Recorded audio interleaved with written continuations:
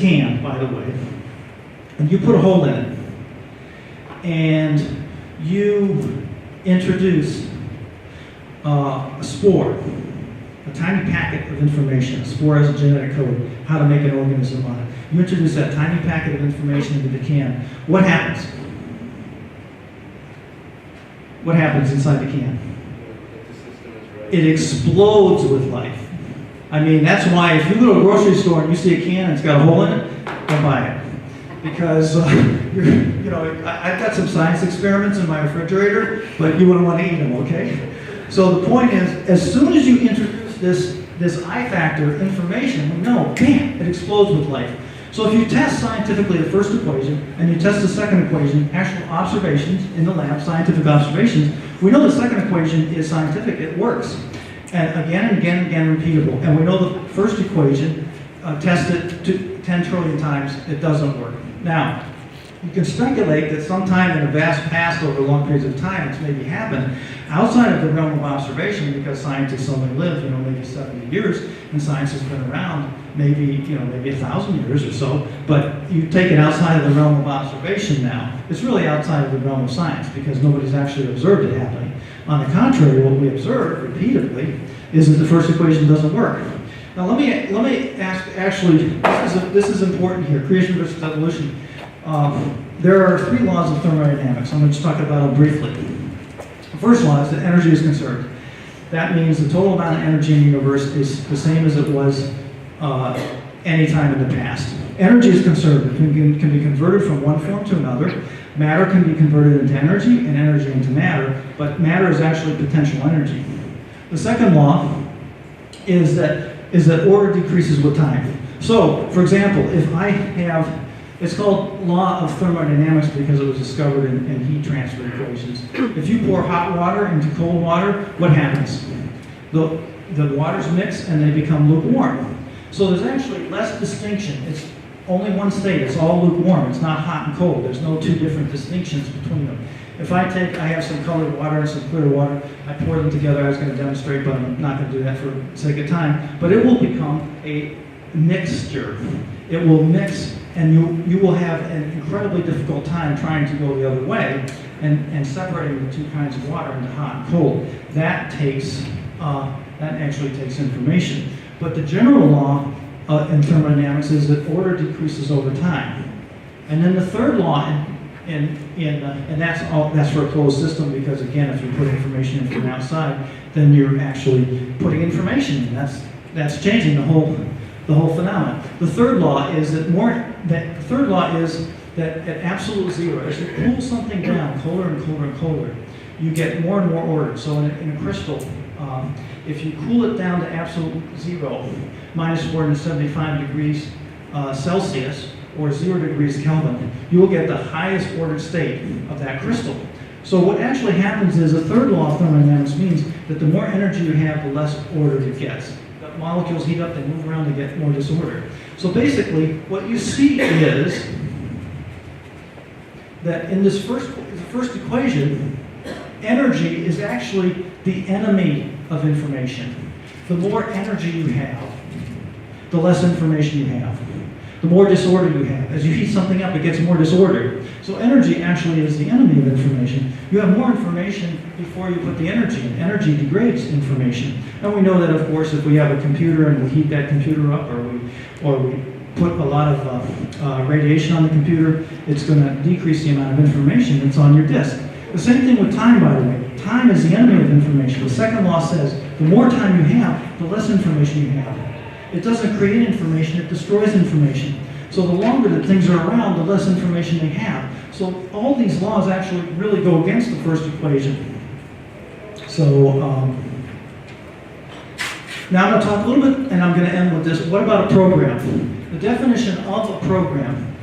Now, here's what I'm going to talk about, a program. We have lots of programs. You probably have a program, maybe a program to get your degree in a certain subject. I worked on the stealth bomber program. It was a program to have 40,000 engineers work together to design this airplane that would fly a certain distance, be invisible to radar and all kinds of visual and infrared detection, that could drop certain kinds of ammunition and stuff. There was a program. The whole point of the program was to produce is this airplane that would do these things? And that's what a program does. So you have programs on your computer that do one specific thing. And in life, a program, every seed is a program. So for example, you have a corn seed, you plant it in the ground, what comes up? It's programmed to come up with a corn plant. It doesn't come up with a pea plant, it won't come up with a radish. Anything else, all other of the infinite possibilities are actually eliminated, forcing one outcome. That's what a program is. A program, by definition, annihilates chance to make sure one outcome comes out. Yes? Whose definition is that? Well, that's, I mean, if you look in programming theory, what is a program supposed to do? I mean, even as I was working in the B2 program, we had all these contingencies, A, B, C, test this, make sure it's going to do that. We were trying to make sure that the outcome we wanted would happen. That's the point. Rather than we didn't leave, if you have a really good program, you're not going to leave anything to chance. Unfortunately, here we left a few things to chance in this program, and we had to use Steve's computer instead of mine and hook up with blah, blah, blah. But, if you have a really good program, you're not leaving anything to chance. That's the point of the program. And you're forcing one outcome. So that's what I'm saying. You see what I'm saying? That a corn seed will produce only a corn plant. It's going to eliminate any other possibility it could happen. Pea, radish, whatever. So no program has been observed to arise by chance. So the point is, I've challenged people to say, show me a program that you have observed arising by chance. And they really can't do it. So routine observations of programs, they come from intelligent planning. We see lots of programs that come from people intelligently planning. So what exactly is information? Now, if you get nothing from this entire presentation, I say this is probably the most important thing. What exactly is information? The smallest unit of information, what is it? Anybody have an idea? I didn't know what this, it took me a long time to figure that out. Yes? I say it's a bit. You say it's a bit. There's a computer program, a bit. So a bit would be like a 0 or a 1, the smallest unit of information. But what I'm talking about is the actual founders of mathematicians that founded the science of information, cybernetics. And the name of Shannon and Wiener and von Neumann, if you talk to a PhD mathematician and you mention these names, they're like, oh, yeah, wow, these are the greats, because these are the guys who, and the people in the B2 stealth bomber program, there was a whole department that dealt with radar and radar signal transmission and reception and stuff. These guys were mathematicians, they loved this stuff. But they would talk about Shannon and Wiener like in glowing terms, because he's the one that defined what exactly is information. So what's the difference between noise and information? And we have a whole technology today to distinguish between, we live in an information age. So somebody points a telescope, a radar telescope, out into space and is looking for a signal from a spacecraft. How do they distinguish between those radio waves coming in out there? But they distinguish from the static and the information, the noise and the actual signal. So what is the signal? Signal is what is the information. So how do you know what information is and what is information? Shannon and Wiener described information. The basic unit of information by definition is what is called a surprise effect. So in other words, and I'll give you this to you in the short term, but this will take a long time to sink in. It took me a long time to sink in, the profundity of this. But a surprise is something that doesn't happen naturally. So for example, if you could describe random radio waves in the static, that's something that happens in the natural world. If you have a telescope looking into outer space, well, you're not looking at intelligent life out there, you're just looking at static. And at some point in time, they saw a signal coming in that went beep, beep, beep, beep, beep. And they said, oh my goodness, and they tried to investigate and figure out, how do we have a signal? And actually what they had was they had a rotational pulsar. So it had repeatable beep, beep, beep, beep, beep, and the star was rotating. So the radio waves were repeatable, but there was no information on it other than the rotation of the star, which was a very small, you could say, amount of information. But if you see a signal like dot, dot, dot, dash, dash, dash, dot, dot, dot, now that is something that is not understandable from just natural law. Did you know what I just gave you? SOS. Some people know Morse code. By the way, one of the scientists is Samuel Morse, that was listed in the Christians and scientists who developed Morse code and the telegraph. radio transmission of information. But that is a signal. How do you know it's a signal? Couldn't that just be a random thing? Do you really know somebody's in trouble? How would you know somebody's in trouble? Because that's not something that you would ever expect from natural law. There's a code. There's information riding. Now, it's still radio waves. I mean, the actual phenomenon, the medium, the matter is still riding on matter, but it's an arrangement of the matter that is beyond the matter. It's information it's riding on. So it's the same thing. And you could take, by the way, that same information, that SOS, you could put it into a light beam pulse. You could put it on an electromagnetic disk media. I could write it on the wall, SOS. I could write it in Swahili. It'd still be the same message. It's not actually the matter that matters, it's the information that matters. And information is not the same thing as matter. It is something that rides on matter and is a surprise. It's a surprise effect. And that's what Shannon and Wiener defined it as. So, I'm going to finish with this, and I know you got some questions, but there's similar designs. For example, I have legs, and my dog has legs. You know, I have eggs. I have eyes, and my cat has eyes. So there's a similar design. Wow, does that mean that one evolved from the other? Well, not necessarily, because a Lamborghini has wheels, and a VW Bug has wheels. So did they evolve from each other? No, actually, we know that they were both created by human beings, by similar designers. By the way, Boeing 747 has wheels too, and did that evolve from either of these? No. The answer is an engineer uses a good idea more than once. If it's a good idea, rubber tires, they work really well. They'll work over here in the Lamborghini. Well, they're going to work on the VW Bug, so I'm going to use the same idea because it's a good idea. It's just as well, all new car designs have wheels. So it's just as good, it's not an argument against a creator, but it could actually be really an argument for a creator. It's not really an argument for evolution. So I'm going to summarize, and we'll talk about some other things to answer your questions. But many scientific fields founded by the Bible believers is what we discovered. The very idea of a university, as well as almost all early European and U.S. colleges, were motivated by the Bible and belief in the Bible. Religion and science should be equally tested. I would test them by observation of reliable people. Bible is evidence-based. It's based on eyewitnesses. They're falsifiable, their testimony, if we can falsify it, and therefore it's scientific. So Christianity is unique among religions. Again, you roll out the body of Jesus, you kill the whole religion. The Bible is accurate when it describes natural phenomena. It's not about really a scientific textbook, but when it does describe them, it's accurate.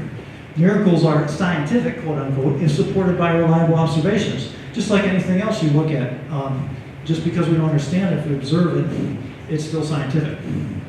And creation is testable, repeatable, and scientific. So I demonstrated just one way by the tin can experiment. And so evolution, if we define it accurately, really observationally, scientifically, is false.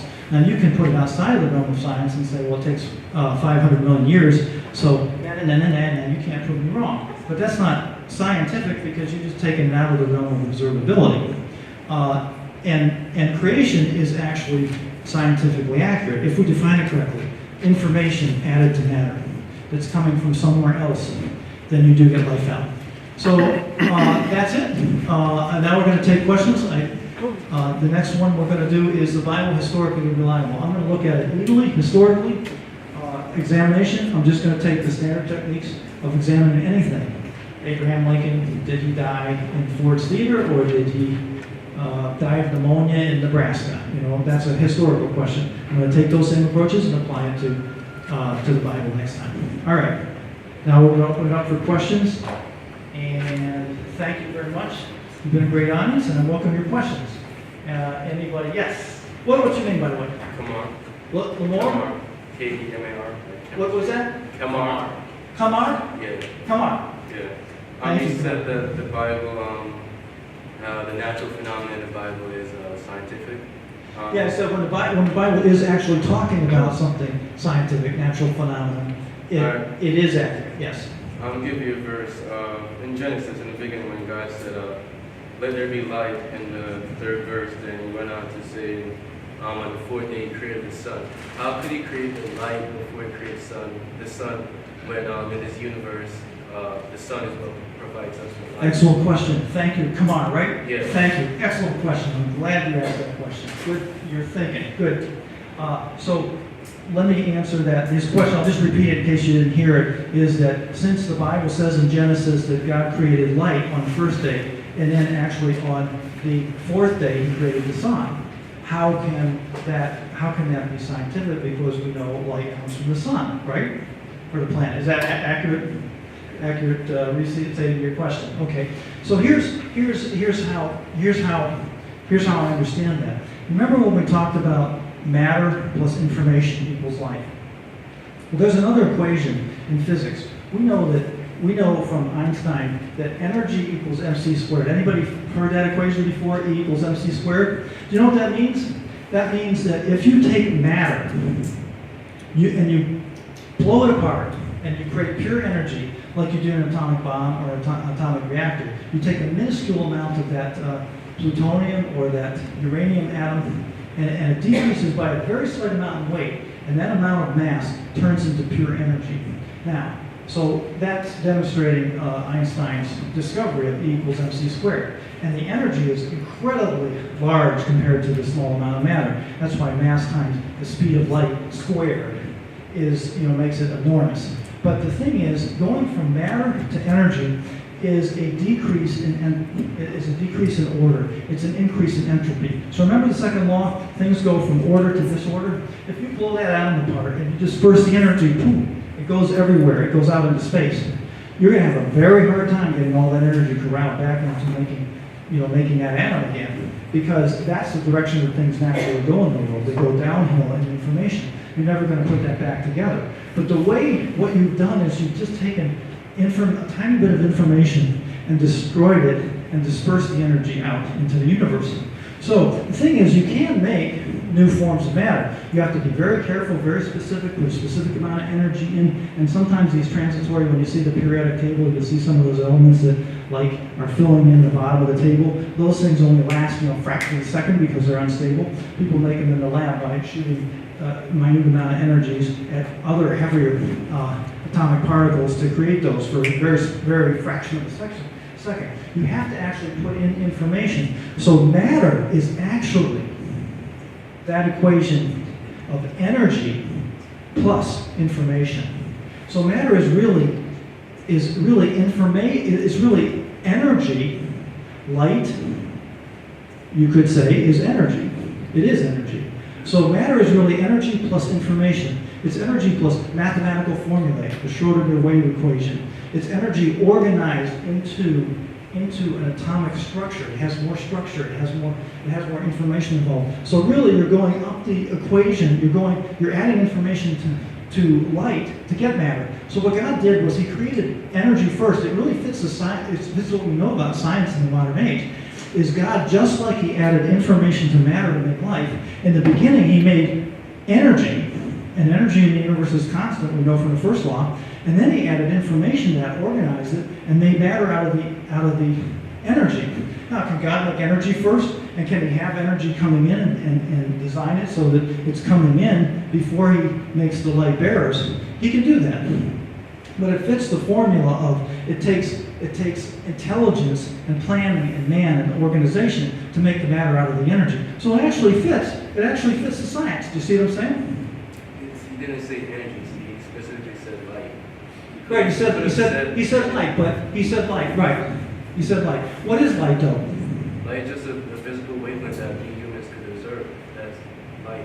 Yeah. There's nobody observing it. So this is the best way that really God describes it. You're talking about 4,000-year-old culture that doesn't know physics, but He is describing, He's making light, and light is energy. Now, you could say that light is just the visible band, right? 5,000 to maybe 9,000 nanometers. But many people will say, well, it's really electromagnetic light is electromagnetic radiation, and that is energy. And there are many different kinds of energy, but that's the point. Is it is energy, and if you're going to make matter from energy, you could make matter from energy, but you would have to put in mathematical formula and organization, and that is how we understand scientific realm works. Now, since God made it at the beginning, it's all been running downhill. We know from the second law that everything is becoming more disordered over time.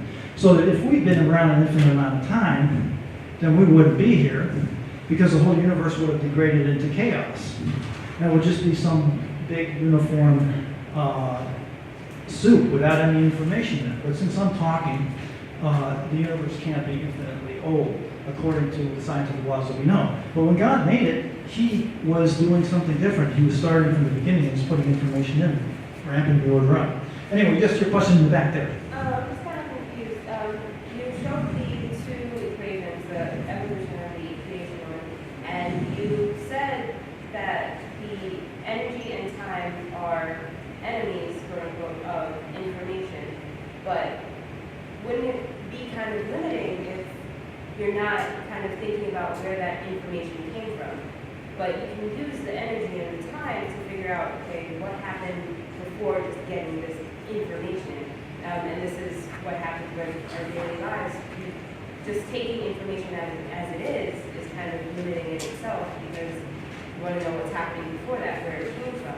So I'm kind of confused that you're adding energy into the equation that you were just talking about with the other one, but you're saying that energy and time are the enemies. Are the enemies of information. Yeah, if you just let something sit there and don't, for example, if you have a car and it's just sitting there and you're never using it and it sits there for years. Some of you maybe have a car in storage. I have one in storage, and it's like the thing doesn't work. It's been sitting there for a couple of years. It has to be maintained. It has to be. And when you maintain something or you refurbish something, you are actually making sure bringing it back up to where it's supposed to be. You're repairing it. So what does that make sense to you? I mean, over time, you can actually maintain it and put some information in to bring it back. And actually, our bodies are like that. Our bodies are so incredibly complicated.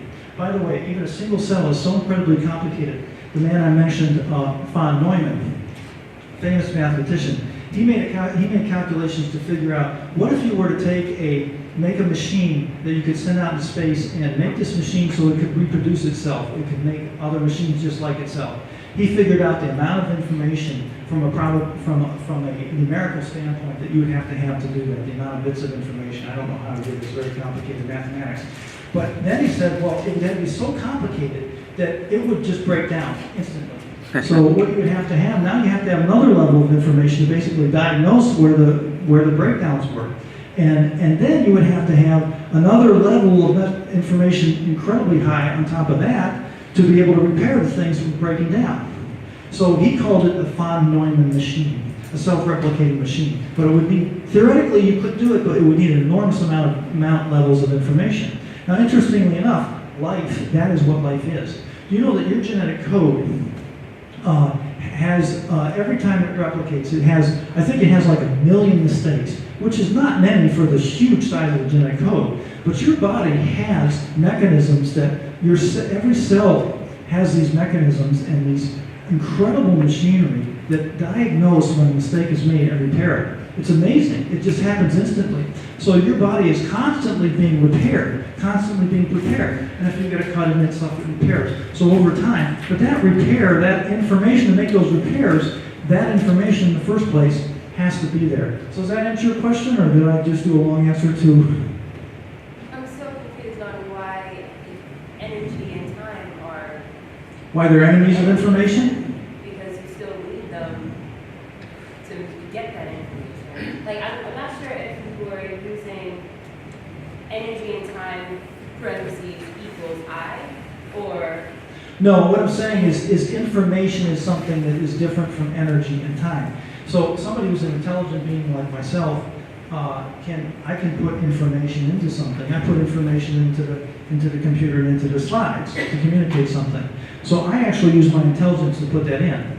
But if I don't do anything, if an intelligent being doesn't do anything and just steps away from it and lets it run on and let this computer sit here for 1,000 years, what do you think is going to happen? It's going to degrade and it's really not going to work. I have a computer that's 5 years old. It's not really working too well, by the way. But I have to buy this new one. But the point is, it's going to degrade over time. Everything naturally degrades over time unless somebody comes in and maintains it. Now, life is different because life has mechanisms to repair, and keep it stable where it is. But we also know that that life doesn't always work that way, and sometimes the repairs don't work that well, and things break down, and we get cancer, and we get different diseases. But life is amazing as far as what's already built in and into it to make sure it stays the same and stays repaired and stays working order.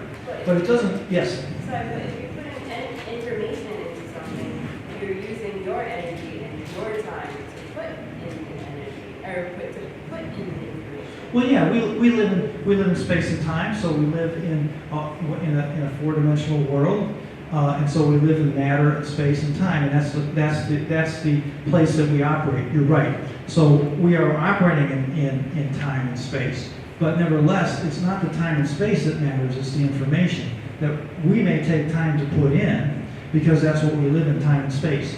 But you see, if somebody creates time and space, and there's more dimensions than the three we live in, space, which is basically length, height, and width, plus the fourth dimension, which is time.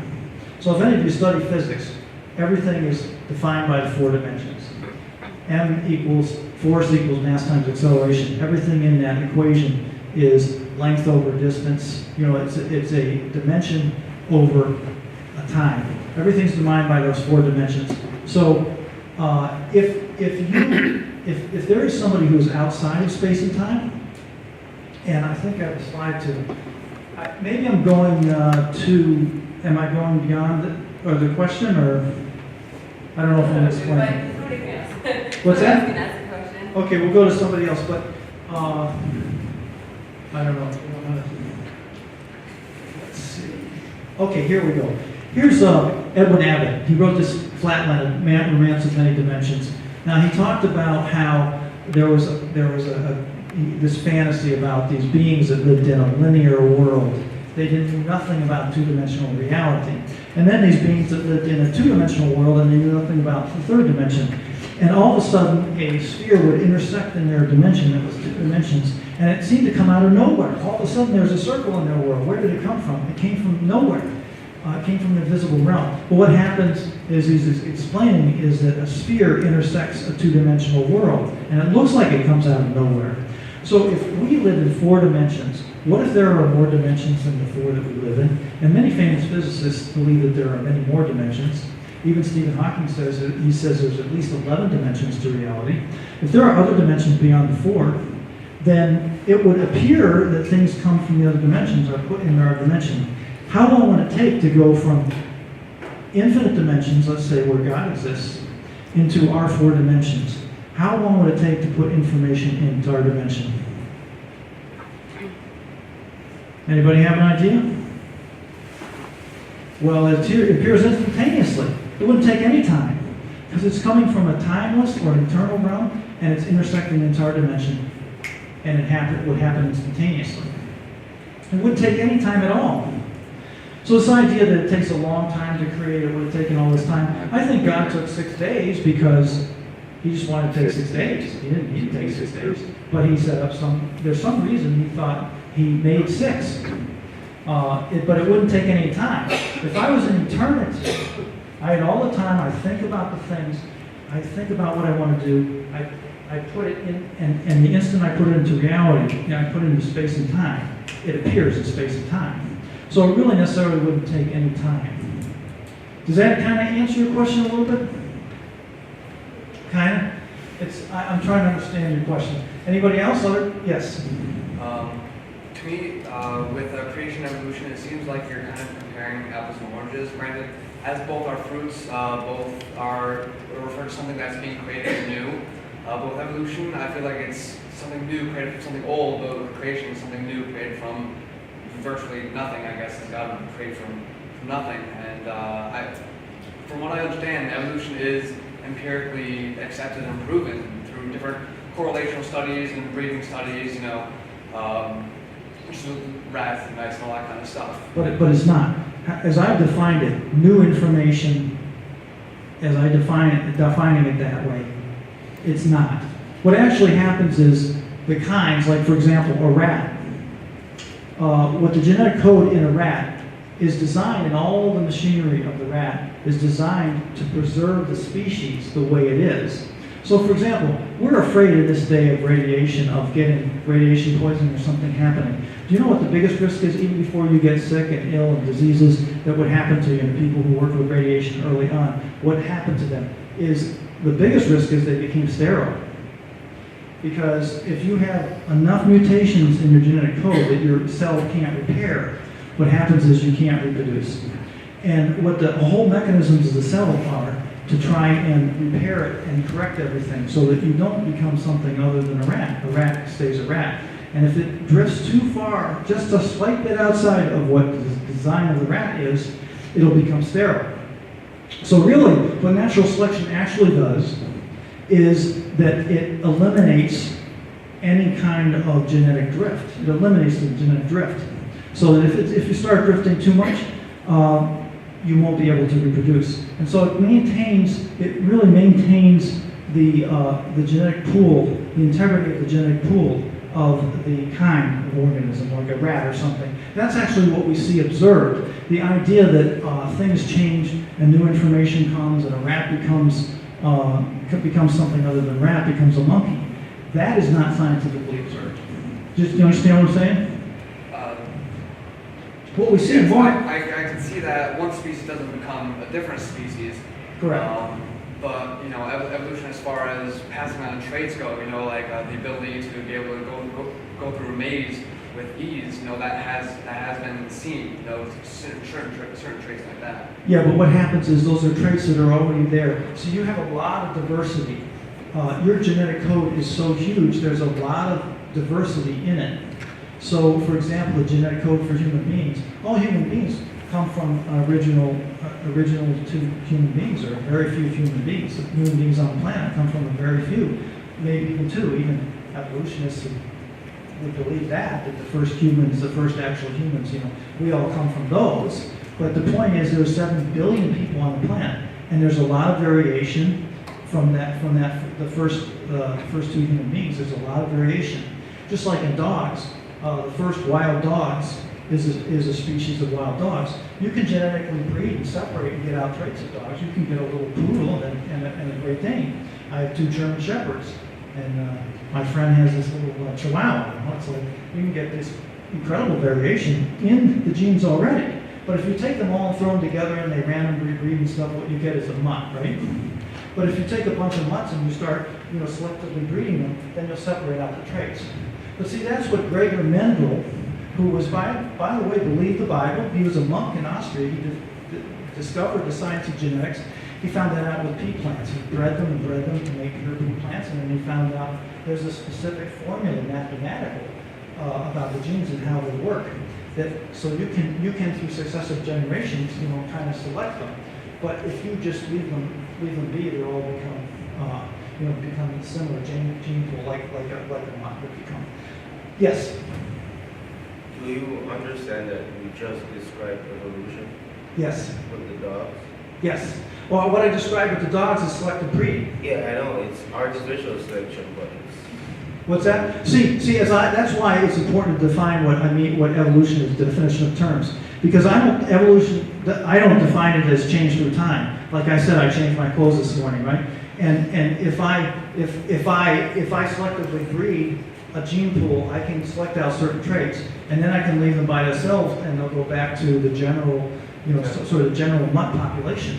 But that the same information was there to begin with. See? yeah, I know it's with natural selection. It's not the information was there. It's not that there's new information. Right. Do you understand the difference? Right, natural selection. The gentleman's saying that natural selection, the information's there, it's already it's selected by natural selection. So you understand the slight difference between the traits being naturally selected and like, for example, with the dogs, right? Right. Humans selected the wolves, like the ones for the traits they wanted. So that's the artificial selection. That's why it's faster, because someone was actively trying. Right, somebody's actually trying to get select. the Right. dog. So over time, the dog with sharper or whatever they wanted moved on. So Right. with natural selection, in the environment, the ones with the traits that best fit their environment, Right. those traits will be selected for. You understand? Right. So what your question is what? I'm saying if you said What's your question, evolution John? isn't scientific, but then you just What described isn't it. scientific? What did I say? Evolution? Yeah. Yeah, because when I'm defining evolution, that's why I don't want to confuse terms. I define evolution as there's new information. So, for example, instead of just having an eye spot on a worm, now I have new information because I have a fully functioning eye with a focusing iris and stuff. That's new information. What you're saying is yes, natural selection. It works with the information that's already there and eliminates things that are less able to survive. But by the way, what natural selection has really done is and we know this, we're concerned about this, is it reduces over time, many species have become extinct, never to be seen again. And even in our lifetime, many species, thousands, are becoming extinct. That's information that's lost. And we're concerned about that because that information is lost pretty much very rapidly. And we know that in the past, there were many species, more species existing than are existing today. I mean, there's many species that don't exist anymore. What we know is that extinction happens, but what we never observe is new information happening without somebody putting it in. I understand the way you think of it, because you said one sentence, you said you don't see a rat becoming a monkey. But do you understand that even the scientists who believe in not evolution don't? Do you understand that jump is too far? Rats don't become monkeys. I get that. Oh, absolutely. Yeah, They think it happens gradually over time. No. That's too much. That's too far. It's just like wolves to dogs. You understand? Like that's not too crazy. That's not too far out of the blue. Do you understand what I'm saying? Do you Yeah, I understand understand what I'm saying. The way you talk about it, for example, you said rats don't become monkeys. But the scientists who believe in evolution, they don't believe that either. So Yes, they do. You're using an example. They believe that happens over a long period of time, gradual process. But not from rats to monkeys. So that's too far. Well, they believe that from a single-celled organism, all life arose. By the way, here, let me show you something very interesting here. Since you're asking these questions, I can go through different things because actually these systems would have had to evolve independently. Oxygen transport system, there's hemoglobin, there's a different transport system in the sperm whale, there's a different transport system based on the copper molecule for oxygen transport. These systems for the same function would have had evolved multiple times in different organisms. That's amazing. That's many more types of information. I'm not going to go into that. There's a lot of other things that could be going on. I actually should have done this whole thing on creation evolution, I see. But there's a lot of interest. Maybe I should do the next one on that. But here's what the fossil record is expected to be when Darwin was around, and many textbooks still tell you this. You got life, you got different branches forming, and more complex things develop over time. But what we actually see is that all the phyla, which are the major branches of all the major different kingdoms of animals, for example, they're all found in the Burgess-Shale, and they're also found in 1984 in China. The Zhenjiang Maotian shales. I can't pronounce it very well, maybe somebody else can. But it's very fine sediment. It preserves many soft parts in animals. So they were able to identify every single known animal phyla. Now this is the branch of the tree. This is all the major distinctions between groups that are found in this shale. You can look this up on the internet, check it out. So this is a list of all the different phylums, which are the major differences between species, between the animal kingdoms, all the different phylum, not the kingdoms, but kingdoms or phylum. All those are discovered initially, and that is the Cretaceous layer. That's the very first layer that has any life in it. Explodes with every single different variation of the major distinctions. So what they say is, there are some examples of some of them. I'm going to quote what they say here. Most major animal groups appear for the first time in the fossil record some 445 million years ago on the geologic time scale, a really short period of time, and no one can be frozen. So they basically believe this long time period. Of great worry to Darwin, the explanation of the sudden apparent explosion persists as a source of numerous major debates in paleobiology.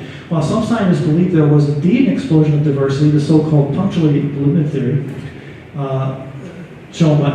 proposed by Stephen Jay Gould, others believe that such rapid acceleration of evolution is not possible. They posit that there was an extended period of evolutionary progression of all the animal groups, the evidence for which is lost in the all but non-existent Precambrian fossil record. So the argument is that these major differences are all there. Actually, we see evidentially they're all there in the very beginning. So what does the scientist do? Oh, well, maybe my theory isn't, I should reconsider my theory. No, he just says, well, the evidence is missing. I'm sure it's there, but it's missing. So he's not being scientific at that point. He should really reconsider, wait a minute, all the major phylums are present at the very beginning, the first fossil record that we have. This idea of branching over time and all this development, it really doesn't fit the data. Yes? I think the misunderstanding here is that you're taking a modern version that might have had the same ancestor, and you're saying that that modern version became this modern version. If you look at languages, it's the same thing. You can have Italian comes from Latin. Latin and Greek come from a similar language. They come from the same language, but Greek did not spawn Italian because that's in the root of Latin. You cannot say that an animal that went on a totally different tree spawns an animal in a totally different tree. That's not how it works. That's not what scientists say at all. So I don't think Dr. Sherman really, he's not really talking about rats turning into. Well, actually, what he was saying is But this is not a specific. No, it's not a specific thing. I'm not literally talking about rats becoming monkeys, but what I am talking about is that the major groups are all there at the very beginning. See, rather than being a tree that you've been taught where you have an amoeba, then you have sponges, then you have backbones developed, then you have vertebrates, then you have, rather than that, all the major phylum differences are actually there in the very beginning. So now the fossil record, as they're saying, it doesn't have everything in it, but it has all the major phyla in it.